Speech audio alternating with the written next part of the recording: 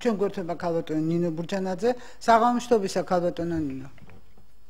გესმით ჩვენი? ესმის საღამოშტობის. ქალბატონო ნინო, თქვენ როგორ შეაფასებთ?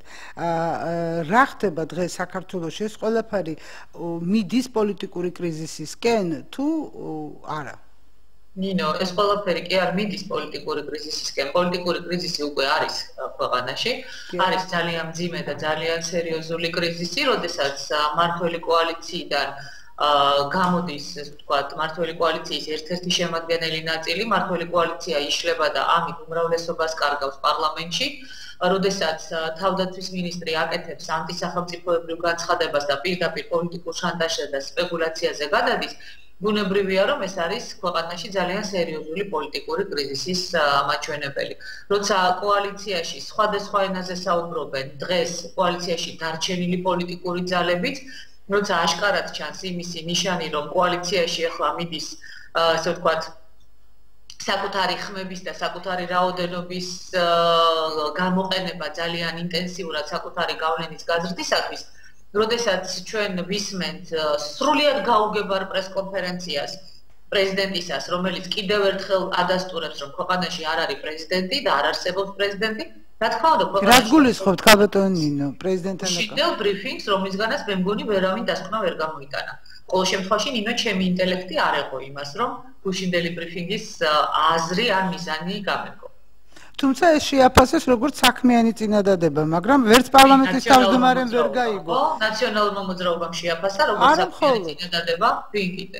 გიორგი გიახუხაშვილმა შეაფასა როგორც საქმიანი წინადადება. დიახ, ქალბატონო ნინო, დღეს და როგორ ფიქრობთ თქვენ? პროკურატურაზე გქონდა ჩვენ საუბარი, სანამ თქვენ ჩაგვერთვებოდით. დღეს დავით უსუფაშვილმა პარლამენტის თავმჯდომარემ განაცხადა, რომ საჭიროა პოლიტიკისგან გაათავისუფლონ პროკურატურა. ნიშნავს თუ არა ეს, რომ ის რაც მოხდა, იყო პოლიტიკური გადაწყვეტილების შედეგი? კი, მაგრამ ბატონმა უსუფაშვილმა დღეს გააცნობიერა, რომ პოლიტიკიდან უნდა განთავისუფლდეს პროკურატურა? თუ 2 წლის განმავლობაში ეს არ გაუკეთებია საქართველოს ახალ ხელისუფლებას, ძალიან ცუდი. თუ ეხლა გადაწყვიტეს განთავისუფლება, კარგია, მაგრამ მაშინ დროულად უნდა გააკეთონ ეს. იცით რაშია ნინო, საქმე არის ძალიან მარტივად. ბატონმა ალასანიამ პოლიტიკური ტრიუკი გამოიყენა, ძალიან სერიოზული. დღეს არავინ აღარ ლაპარაკობს პრაქტიკულად იმ კორუფციაზე, რომელიც არც არავის არ დაუდასტურებია ჯერ. მაგრამ არც არავის არ უარყვია, ხო მართალია? დღეს უნდა იყოს რეალურად ალბათ ამ თემაზე საუბარი და არა იმაზე, რომ თურმე ალასანიას წასვლა წამოსვლა ქვეყნის პოლიტიკურ ორიენტაციას შეცვლის და ქვეყანას დააქცევს და დაანგრევს. ეს იყო ძალიან იაფასიანი პოლიტიკური ტრიუკი, ეს იყო შანტაჟი, რომელზეც ალასანია წავიდა, ასე ვთქვათ, გათამამებული იმ განცხადებებიდან, რომელიც მან გაიგონა რამდენიმე ქვეყნის საელჩოსგან, მან ჩათვალა, რომ საელჩოების ასეთი მხარდაჭერის ფონზე ხელისუფლება ვერ გაბედავდა მისთვის რაიმე ზიანის მიყენებას და ძალიან ისეთი სკანდალური განცხადება გააკეთა. ამ შემთხვევაში და ამ ვითარებაში ღარიბაშვილმა მიიღო ერთადერთი სწორი გადაწყვეტილება, როდესაც თავდაცვის მინისტრი აკეთებს ასეთ განცხადებას, ერთადერთი გამოსავალი მთავრობის მეთაურს რჩება, რომ ის უსწრაფესად გადააყენოს და ჩამოაშოროს ჯარს და ჩვენ ვნახეთ ისიც, რომ ის განცხადება, რომელიც ალასანიამ გააკეთა, რომ თურმე თავდაცვის სამინისტრო განთავისუფლებულია პოლიტიკისაგან, ესეც ტყუილია, იმიტომ რომ თავდაცვის სამინისტროში ჩვენ ვნახეთ აბსოლუტურად პოლიტიკურ შოუში ჩართული მთელი თავდაცვის სამინისტრო პრაქტიკულად, როდესაც ოვაციებით გააცილეს მოხსნილი თავდაცვის მინისტრი.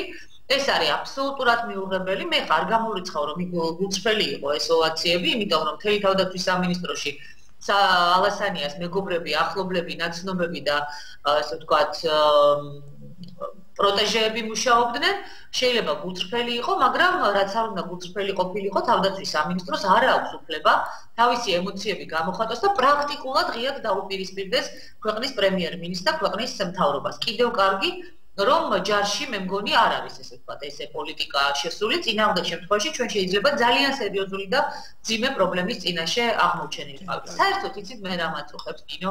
მე მაწუხებს ის, რომ მთელი ამ დღეების განმავლობაში ძირითადად ლაპარაკი იყო იმაზე, მივდივართ თუ არა ევროკავშირისკენ და ნატოსკენ, სადაც არც ერთში და არც მეორეში არავინ არ გვიღებს და არავინ არ გველოდება. და სხვათა შორის ევროკავშირიდან ახლა ლამის დიდი ბრიტანეთი გადის, ისეთი პოლიტიკური ვითარებაა, ნუ ახლა ეს უტრირებულად ვამბობ, მაგრამ მაინც და არავის არ ულაპარაკია სახელმწიფო ინტერესებზე, ქვეყნის გაერთიანების სამომავლო პერსპექტივებზე, არავინ ამაზე არ ლაპარაკობს. დღეს ქვეყანაში არის პოლიტიკურ სპექტრს შორის, ძირითად სპექტრს შორის, ესე ვთქვათ, ანუ რაოდენობრივად ძირითად სპექტრს შორის შეჯიბრი, ვინ ჩაიწერს ქულებს ამერიკის საელჩოსთან, ვინ ჩაიწერს ქულას დასავლეთთან, ვინ აიღებს იმ დროშას ხელში, რომელიც ჰქონდა სააკაშვილს, ანტირუსულს და პროდასავლურს, რომ რაც შეიძლება სწრაფად მოვიდნენ ხელისუფლებაში და რაც შეიძლება დიდხანს დარჩნენ იმის და მიუხედავად, რაც უდათაც არ უნდა მოიქცნენ, იმიტომ რომ მე ძალიან შემაწუხა სხვათა შორის საელჩოების განცხადებებმა ალასანიას, რამდენჯერმე ალასანიას ნაცვლად კინაღამ სააკაშვილი თქვი, იმიტომ რომ ძალიან ნათლად ჩანს ალასანიას და მისი გუნდის, ასე ვთქვათ, იდეოლოგიური სიახლოვე ნაციონალურ მოძრაობასთან. მე ძალიან შემაწუხა ალასანიასადმი გამოხატულმა ასეთმა ერთმნიშვნელოვანმა მხარდაჭერა. არა იმიტომ, რომ მე ხარ რაღაცნაირად ალასანიასთან მიმართებაში რამე პრობლემა მაქვს, არა. უბრალოდ ეს აჩვენებს იმას, რომ ჩვენ ქვეყანა არა ვართ. ეს აჩვენებს და გვახსენებს იმას, თუ როგორ ერთმნიშვნელოვნად და უპირობოდ უჭერდა სააკაშვილს და მის ხელისუფლებას დასავლეთი მხარს, მაშინაც კი, როდესაც ძალიან ნათლად ჩანდა ძალიან სუპერ კორუმპირებული სისტემა, როცა ძალიან ნათლად ჩანდა რა ხდებოდა ციხეებში, როცა 26 მაისს დაგვარბიეს, დამხოცეს, იმიტომ რომ პრორუსულების იარლიყი ქონდა 7 ნოემბერსაც ქალბატონო ნინო 7 ნოემბერი ცალკე თემა, ნინო, მე არ მჭირდება 7 ნოემბრის გახსენება, მაგრამ მოდით გულწრფელად ვთქვათ და ერთხელ და სამუდამოდ დავუშვათ ამას წერტილი. 7 ნოემბრის და 26 მაისის შედარება არის შეუძლებელი. იმდენად განსაკუთრებული და განუზომლად დიდი სისასტიკე იყო 26 მაისს, როდესაც ადამიანები დაიღუპნენ. და 7 ნოემბერს სხვათა შორის დაგმო დასავლეთმა ის, რაც მოხდა 7 ნოემბერს. მაგრამ 26 მაისს დიდად თავი არ მოუკლია დაგმობისკენ, მე აქედან გამომდინარე ვამბობ ამას, იმიტომ რომ ჩვენ პრორუსულების იარლიყი გვქონდა მოწებებული, მე არასოდეს არ დამავიწყდება თქვენი და ობიექტივის ძალიან სერიოზული მხარდაჭერა, როდესაც პრაქტიკულად ერთადერთნი იყავით, ვინც მართლა 24 საათიან რეჟიმში მუშაობდით და ხალხს მიაწოდეთ ინფორმაცია, მაგრამ არც ის არ დამავიწყდება, როგორ ეძახა ალასანიამ, მეორე ხარისხოვანი ხალხი უხარისხო ქართველები 26 მაისს ყოფ ადამიანებს არც ის არ დამავიწყდება, როგორ ეძახნენ, როგორ ასე ვთქვათ, მემაბრალებდნენ 26 მაისის ტრაგედიას იგივე რესპუბლიკური პარტიის და სხვა პარტიის ლიდერები, ძალიან კარგად მახსოვს. ამიტომ აქ არის ერთი სტანდარტი, მე ამაზე ვლაპარაკობ, რომ თუ გაქვს დასავლური დროშა ხელში აღებული, შეგიძლია ყველაფერი გააკეთო, ხოლო თუ ესე ვთქვათ, მოგაწებებენ სამართლიანად თუ სამართლოდ, ეს მეორე საკითხია. პრორუსული არის, ასეთ შემთხვევაში შენ შეიძლება გადაგიარონ, მოკლან, მიწასთან გაგასწორონ და ამაზე დიდად თავს არავინ არ შეიწუხებს. ჩვენ არა ვართ სახელმწიფო. როდესაც დიდი და პატარა, ლამის არის დედა და იფიცონ. აღარ ვიტყვი სხვას არაფერს, რომ არიქა და ნამდვილად არ ვწვით პროდასავლურ ორიენტაციასო, ეს არ არის სახელმწიფო. როდესაც შენ გჭირდება შენი მინისტრების იმის მიხედვით შერჩევა, მოეწონება თუ არა ეს დასავლელ პარტნიორებს, ეს არ არის სახელმწიფო. მე მახსოვს სააკაშვილი ყოველთვის აპროტესტებდა იმას, რომ თავის დროზე როგორც თვითონ ყვებოდა პუტინმა მითხრაო, რომ ერთი კონკრეტული მინისტრი დანიშნეოდა აღშფოთებული იყო და სამართლიანი იყო, გასაგებია, ხო? ეს ესე ვთქვათ, აღშფოთება თუ ისა, რომ არ გინდა რომ ვინმე გიკარნახოს, ვინც არ უნდა იყოს შენ მინისტრად, ვინ უნდა დანიშნო. მაგრამ თუ პუტინმა არ უნდა გიკარნახოს, რატო უნდა გიკარნახოს ან დასავლეთმა, ან სამხრეთმა? ან აღმოსავლეთმა, ან რომელიმე სახელმწიფომ რატომ უნდა გიკარნახოს, ვინ უნდა იყოს შენი მინისტრი და ვინ არ უნდა იყოს. თუ ხარ დამოუკიდებელი, უნდა იყოს დამოუკიდებელი ყველასგან, ყველას პატივი უნდა სცე, ყველასთან ნორმალური ურთიერთობა უნდა გქონდეს, მაგრამ მიიღო გადაწყვეტილებები ისე, როგორც ეს შენ სახელმწიფო სჭირდება. ამის უნარი არ აქვს, ნინო. არც დღევანდელ ხელისუფლებას, ამის უნარი ხა ალასანიას რომ არ აქვს და არ აქვს, ეს მუშინწინდელმა ბრიფინგმაც გამოაჩინა, ხა აღარ გავიხსენებ 2009 წლის მიტინგებს და შემდეგ მოყოლებულ, ასე ვთქვათ, ძალიან ათელ მაგალითებს იმისა, რომ მას პოლიტიკური ლიდერის თვისებები ნამდვილად არ გააჩნია, თუმცა ამაზე მუშაობს, ესე იგი, ახლა ერთი ტელევიზია მიზანმიმართულად, ნაციონალური მოძრაობა და მე მგონი ყოველ შემთხვევაში დასავლეთის ძალიან სერიოზული ძალები. კაბატონო ნინო, როგორ ფიქრობთ, როგორ განვითარდება მოვლენები? ეს ამით დამთავრდება თუ ჩვენ შეგვიძლია ჩვენ მომსწრენი გავხდებით უფრო სერიოზულ ყევებს კოალიციაში და უფრო სერიოზულ ყევებს სახელმწიფოში? იცით რა, ეხლა მე მივიდრე თქვენს ეთერში შემოვიდოდი, ჩემმა თანაშემწე მითხრა, რომ ალექსი პეტრიაშვილს გაუკეთებია განცხადება, რომ ერთადერთი ვისაც გაეხარდა ეს გურჯანაძეაო. ძალიან გამიკვირდა სიმართლე გითხრათ, იმიტომ რომ კარგი იქნება თუ თავისუფალი დემოკრატების წევრები პოლიტიკურ ალბოსთან ერთად ელემენტარულ ადამიანურ თვისებებს, რომლებიც ბევრ მათგანს ნამდვილად პოზიტიური აქვს, არ დაკარგავენ, იმიტომ რომ ალექსი პეტრიაშვილს ადამიანურად ნამდვილად ძალიან რატომ უნდა გაუხარდეს ნინო გურჯანაძე? და ძალიან მისგან ეს კომენტარი ადამიანურად, მაგრამ მოდი ახლა ადამიანობას თავი დავანებოთ და პოლიტიკურად ვთქვათ. ის ჩემო ძვირფასო ალექსი, თქვენ რომ პოლიტიკოსები არ ახართ თქვენი ლიდერიდან დაწყებული არც ერთი გუნდში, მაგრამ ნამდვილად იყავით და ხართ კარგი ჩინოვნიკები, კარგი დიპლომატები იყვნენ, კარგი ჩინოვნიკები იყვნენ და სამწუხაროდ ასევე დარჩნენ. ამაზე თუნდაც ის კომენტარი ლაპარაკობს, რომელიც ალექსი პეტრიაშვილს გაუკეთებია, იმიტომ რომ ერთი არგუმენტი მომიყვანოს პოლიტიკური ალექსი პეტრიაშვილმა, რატომ უნდა გახარებოდა ნინო გურჯანაძეს ის რაც მოხდა. კი, როცა ოპოზიციაში ხარ, შეიძლება გაგეხარდეს, თქვათ, სხვა პოლიტიკური ლიდერის ან ასე ვთქვათ, სხვა პოლიტიკური ძალის მიერ გადადგმული რაიმე ნაბიჯი, რომელიც შეიძლება ჩათვალო, რომ შენ სისხლზე ასხამს წყალს, მაგრამ უბრალოდ მე ამიხსნას პეტრიაშვილმა რის საფუძველზე შეიძლება გამხარებოდა მე ეს გადაწყვეტილება. ნამდვილად არაფერი გასახარებელი ამაში არ არის. უპირველეს ყოვლისა თუნდაც იმიტომ, რომ ჩემთვის ყოველთვის პირველადი არის და უნიშნულოვანესი სახელმწიფოებრივი ინტერესები და სახელმწიფო ინტერესი ძალიან დაზარალდა აი ამ გადაწყვეტილებით, რომელიც გაახმოვანა ალასანიამ და აბსოლუტურად დაასხა ნაციონალური მოძრაობის სისხლზე წყალი. ფაქტიურად დააკვირდით ნინო ის განცხადებები, რომელიც ალასანიამ გააკეთა და მე სხვათა შორის წინა დღესვე გავაკეთე ამაზე მინიშნება და იმედი მქონდა, რომ თავისუფალი დემოკრატები მიხვდებოდნენ, რომ ამის გაკეთება არ შეიძლება.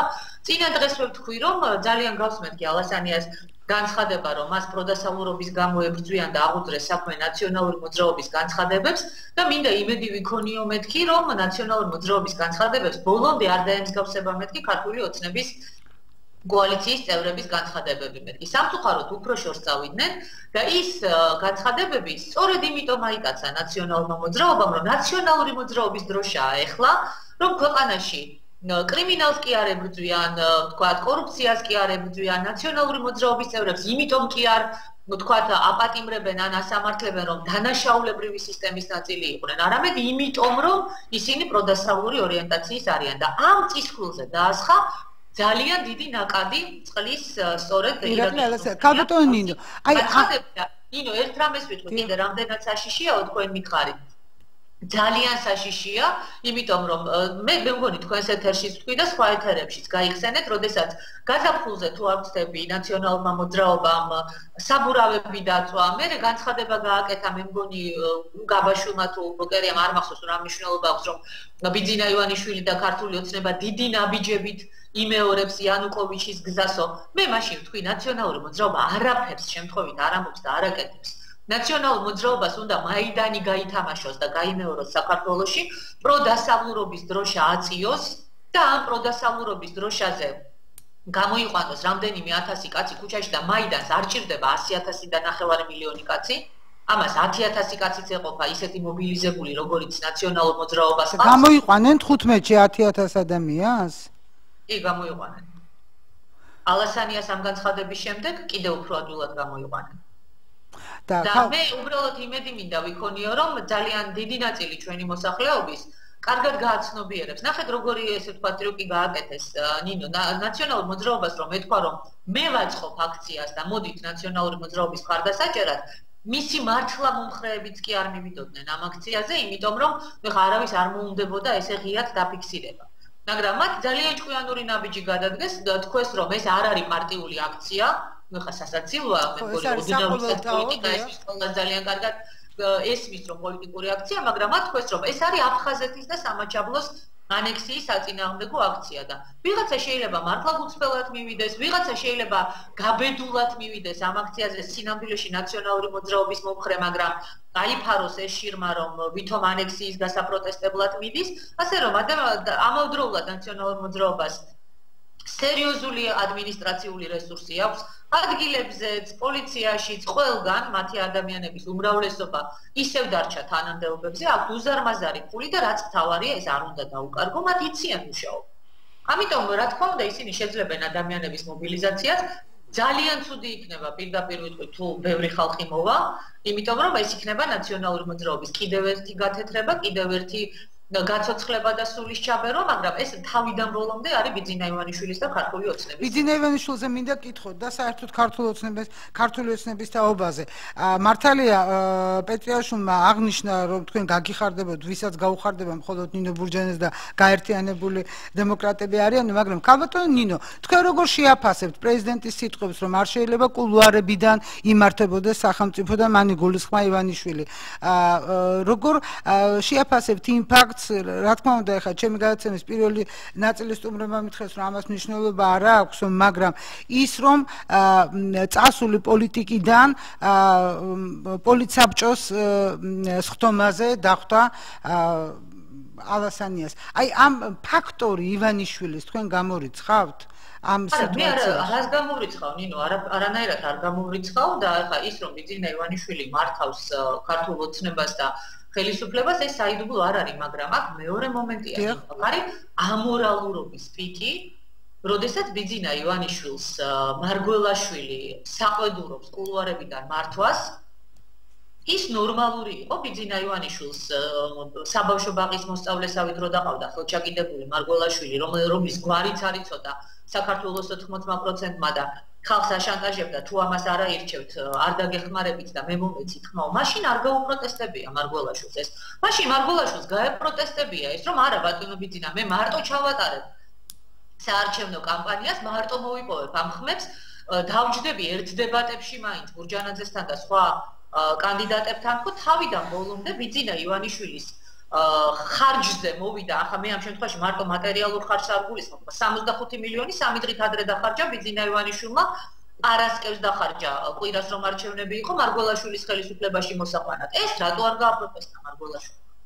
კარგი, ივანიშვილის ფაქტორი. აუცილებლად უნდა ვთქვა ნინო მეორე რამ. მე გუშინ რასაც ვუსმინე თავისუფალი დემოკრატების წარმომადგენლები როგორი სახით და როგორი ტონით აპროტესტებდნენ იმას, რომ ბიძინა ივანიშვილი მათ დახვდა პოლიცსაბჭოს სხდომაზე, მე ვიმეს რო არ გაუჩნდეს იმის აზრი, რომ ეხლა ბიძინა ივანიშვილის ადვოკატობა დავიწყე, პირდაპირ ვიტყვი, მე ბიძინა ივანიშვილის მიმართ მაქვს ძალიან სერიოზული პრეტენზიები.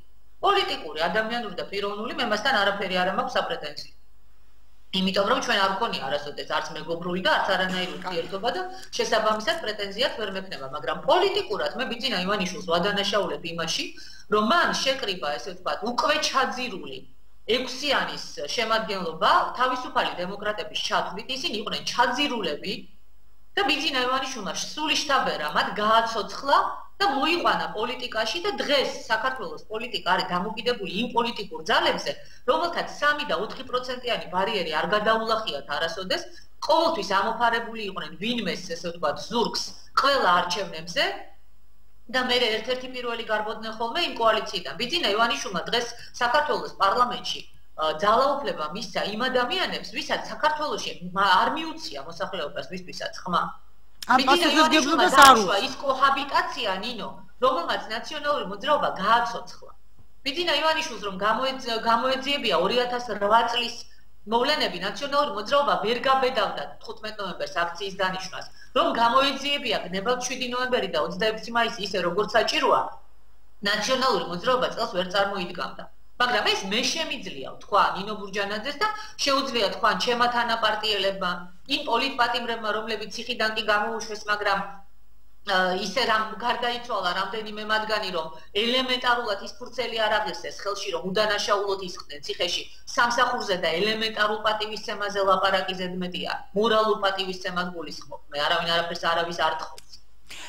შეუძლია თქვა საქართველოს მოსახლეობამ, რომელიც ენდო ბიძინა ივანიშვილს და რომელიც მიატოვა ბიძინა ივანიშვილმა, წავიდა და კულუარებიდან დაიწყო მართო, მაგრამ ამის თქმის უფლება არ აქვს ალასანიას მის თანაგუნდელებს, იმიტომ რომ ისინი მყრები გააცოცხლა ივანიშვილს. კარგი, ნინო ბურჯანაძეს შეუძლია მიგაჩნიათ, რომ ეს არის ნორმალური და ისეთი არა, მე არ მიმაჩნია, რომ ნორმალურია, როდესაც ადამიანი კულუარებიდან მართავს ქვეყანას, მაგრამ ამის თქმის უფლება არ აქვს მარგველაშვილს. რომელმაც ყველაფერი გააკეთა იმისათვის, რომ ეს ვითარება შექმნილიყო, ამის უფლება არ აქვს ქართული ოცნების კოალიციის არც ერთ წევრს და ზრდილობა მაინც მოიხმარონ, როდესაც ბიძინა ივანიშვილს ელაპარაკებიან. კიდევ ერთხელ ვაყვა, არანაირი სურვილი არ მაქვს, ივანიშვილის ადვოკატი ვიყო, მაგრამ ელემენტარული ეთიკა, მორალი, რაღაცა მადლიერების გრძნობა ამ ადამიანებს არ უნდა გქონდეთ? მოუსწრებელს მოესწრენ, ნინო, ძალიან დიდი ბოდიში ამ ტერმინისთვის, რომ არ დაესიზმრებოდათ. ისეთი რამე მიიღეს ბიძინა ივანიშვილის წყალობით და დღეს მოუბრუნდნენ და ბიძინა ივანიშვილს დაუწყეს თითის ქნება. ახია ბატონო ბიძინა თქვენზე, იმიტომ რომ ვერ შეარჩიეთ ის ადამიანები, ვინც თქვენ კი არა, ქვეყანას გამოადგენთ. ქაბატონინო, მორჩილება არის თუ არა ხელისუფლების ქაბატონინო, უკაცრავად, მორჩილებაში ყოფნის სურვილი, რომ ყველა იყვნენ მორჩილებაში, არის თუ არა დღევანდელი ხელისუფლების ზედა ეშელონების პრობლემა? თუ არ ხედავთ ამ პრობლემას? არა, ზოგადად ეს პრობლემა არის ხელისუფლების პრობლემა, ეს არა მარტო ამ ხელისუფლების პრობლემაა, ის რომ თქვათ ივანიშვილს და ალბათ შესაბამისად მისი მყოფ ადამიანებს განსხვავებული აზრის მოსმენა არ უყვართ, ეს ამის მოწმენი ჩვენ არაერთის გავხდაროთ და ჩემთვის ახლა სრულიად ნათელი და გასაგებია ეს, მაგრამ ეს სხვა თემა არის, ნინო, ეს არის ის თემა, რომელზეც ხმა მაშინ უნდა აიმაღლოს, სანამ იქ ახარ ადგილზე. არ უნდა ისარგებლო იმ ყველაფერი სიკეთეები და როცა წამოხვალ, მერე არ უნდა დაიწყო ქვების სროლა. უბრალოდ მეორე დღესვე, ნუ ცოტა ხანი მაინც გავიდეს. წინა დღეს, როდესაც ლაპარაკობ, რომ თურმე ყველაფერი კარგად არის და მეორე დღესვე იწყებ, ესე ვთქვათ, ქვების სროლას, უბრალოდ ამორალურია, უბრალოდ მიუღებელია, მე ამას ვამბობ, თორემ თუ იყო პრინციპული განსხვავებები, თუ იყო ვთქვათ მიუღებლობა, რა თქმა უნდა, ახლა არანაირ მორჩილებაში ვინც რაც არ უნდა გაგიკეთოს, მე არც იმის მომხრე არ ვიქნებოდი და სულ არ მომეწონებოდა, რომ მარგველაშვილი თავიდან ბოლომდე მონურად დამორჩილებოდა ბიძინა ივანიშვილს, მაგრამ არის ის რისი თქმის მორალური უფლებაც გაქვს და რისი თქმის მორალური უფლებაც არა გაქვს, მაშინ გამოგზავნდეს ბატონი მარგველაშვილი და ჯერ აღიაროს ის, რომ შეცდომა იყო მისი მხრიდან ბიძინა ივანიშვილის კალთაზე ამოფარებული თუ შარვალზე მიწებებული პრეზიდენტის სავარძელში ჩაჯდომა, არავინ არ თხოვს მას ახლა გადადგომას ამის გამო, უნებრივია რომ ახლა ეს არასწორი იქნებოდა, მაგრამ თქვას მაშინ ეს. კარგი, დიდი მადლობა. და იცი რა მაინტერესებს, ნინო, მოდი ვკითხოთ ერთი ჩვენს ვთქვათ პოლიტიკურ ოპონენტებს არის თუ რა არის. ბიძინა ივანიშვილი პირველად ნახეს საბჭოს ხდომაზე, მას შემდეგ რაც ბიძინა ივანიშვილი წავიდა ხელისუფლებიდან და პირველად გაიგეს რომ ბიძინა ივანიშვილი რამე შეერევა. თუ ეხლა იყო ეს მიუღებელი, მაშინ როდესაც მათ მიზეზი სჭირდებოდათ, ასე ვთქვათ, კარის გამოსაჯახუნება. დიდი მადლობა ქაბატონ ნინო, მადლობთ რომ ჩაგვერთვით გადაცემაში, გმადლობთ საინტერესო საუბრისთვის. დიდი მადლობა, მე ერთადერთი ნინო იმედი მინდა ვიქონიო, რომ ხელისუფლება მოახერხებს იმას, რომ კიდევ უფრო ღრმა კრიზისში არ შევიდეს ყველაფერი, იმიტომ რომ ღმერთმა არ ქნას და ნებისმიერი, ასე ვთქვათ, გართულება ვითარების, რომელიც შეიძლება ნაციონალურმა მოძრაობამ სათავისოდ გამოიყენოს, ნამდვილად დაანგრევს ქვეყანას და ძალიან ფრთხილად უნდა ვიყოთ, იმიტომ რომ მე არაერთ გზის მithქვამს სახეშეცვლილი ნაციონალური მოძრაობის მობრუნება და მართალია დღეს ალასანიამ უარყო ნაციონალებთან არ ვითანამშრომლებთ, მას ეს ჩვევია ერთ დღეს ერთი განცხადების გაკეთება და მეორე დღეს ისე შეცვლა ამ განცხადების, ვითომ არაფერი არ მოხდარა, თუნდაც გაგახსენებთ ერთ დღეს როცა ამბობდა რომ ნოღაიდელთან გამორიცხულია ჩემი თანამშრომლობაო, მეორე დღეს ჭადრაკის სასახლეში ნოღაიდელთან ერთად კოალიცია შექმნა და მესამე დღეს განაცხადა რომ ნოღაიდელთან არანაირი ურთიერთობა არ მექნებაო. ის რომ ალასანიამ გუშინ წინ განაცხადა დაბუნიას კითხვაზე კი რომ მე ვითანამშრომლობდი თანამშრომლობას ნაციონალურ მოძრაობასთან რომ კი ყველასთან ითანამშრომლებს ვისთანაც რაღაცა ფასეულობები მან კონკრეტულად თქვა დღეს თქვა რომ არა, მაგრამ ეს ნამდვილად არაფერს არ ნიშნავს. ნაციონალური მოძრაობის და თავისუფალი დემოკრატების სულიერი ერთობა ჯერ კიდევ 2009 წლიდან ძალიან ნათელი იყო ჩემთვის პირადად, მე არ ვიცი ახლა სხვებისთვის ეს რამდენად ნათელი იყო და ძალიან დიდი ალბათობა და დიდი საშიშროება არსებობს იმისა, რომ ვითომ ეგრეთ წოდებული პროდასალური და პროამერიკული ძალები რაღაცა ერთი დროშის ქვეშ გაერთიანდნენ და რეალურად ჩვენ ნაციონალური მოძრაობის რეანიმაციის და მობრუნების ფაქტის წინაშე დავიწყოთ. მობრუნების რეალობა მივიღოთ. ეს შეიძლება ვინმეს მოეჩვენოს, რომ რაღაცა, ასე ვთქვათ, აპოკალიფსური სცენარია, მაგრამ რომელ წელს იყო არჩევნები 2010-ში, ხო? ესა 12-ში, 2012 წლის 1 ოქტომბერს. როცა მე ღამის 9-ზე, 10-ზე, 11-ზე, 12-ზე ქართული ოცნების ყველა ლიდერს ვურეკავდი და ვეუბნებოდი, რომ არ დაეთანხმოთ ნაციონალური მოძრაობის ვითომ და 40%-ს, თორემ ნაციონალური მოძრაობა გაცოცხლდება და იქეთ შეგჭამთ მეთქი, სასაცილოდ არ ყოფნიდა არავის, მაგრამ დღეს ჩვენ ძალიან კარგად ვხედავთ რა ხდება და ქალბატონინო, ეს არის თემა. ამბობდა რომ მე ნაციონალური მოძრაობა რამდენიც არ უნდა იყოს, იქედან ხალხს გამოვხშირავდა, ჩემს კოალიციაში გადმოვიყვანდა ნაციონალურ მოძრაობას დავშლიო, საწინააღმდეგოდ ახთა, ამასაც ვაფრთხილებდი მე ამის შესახებად ბიძინა ივანიშვილს დღეს. მისი კოალიცია იშლება, მისი კოალიციიდან ვიყავს ხალხი ღიად თუ ფარულად ნაციონალურ მოძრაობას და ნაციონალურ მოძრაობა კი თავის იმპარას ინარჩუნებს. ძალიან დიდი სიფრთხილე გუმართებს, იმიტომ რომ ქვეყანა არის ძალიან დიდი გამოწვევის წინაშე, ისეთი გამოწვევის წინაშე, რომელმაც ქვეყანა შეიძლება ყოფნა არ ყოფნის ზღვარზე მიიყვანოს. დიდი მადლობა ქალბატონინო და რაც შეეხება იმ 40%-ს, ალბათ ეს ჩემი დიდი თხოვნაა, მე მინდა ამაზე ერთი გადაცემის გაკეთება. ეს თემა უნდა წარმოიწვიოს, თუნდაც იმიტომ რომ ძალიან მალე 2016 წელიც მალე მოვა და თუ ესე გაგრძელდება, შეიძლება ვადამდელი არჩევნებიც მივიღოთ. ვადამდელი არჩევნები ნინო უკვე დანიშნული უნდა იყოს ჩვენ რომ ნორმალური ქვეყანა ვიყოთ. სამწუხაროდ ელემენტარული ნორმალური ქვეყნის საფუძვლებიც კი ვერ შევქმნით. პირობა მინდა ჩამოგართოთ, რომ ამ 40%-დან დაკავშირებით აუცილებლად იქნებით ჩვენი სტუმარი. თუ აქ ვიქენი და მე როცა იქნები შესაძლებლობა აუცილებლად გესწრებით. დიდი მადლობა ქალბატონინო, ნახვამდის.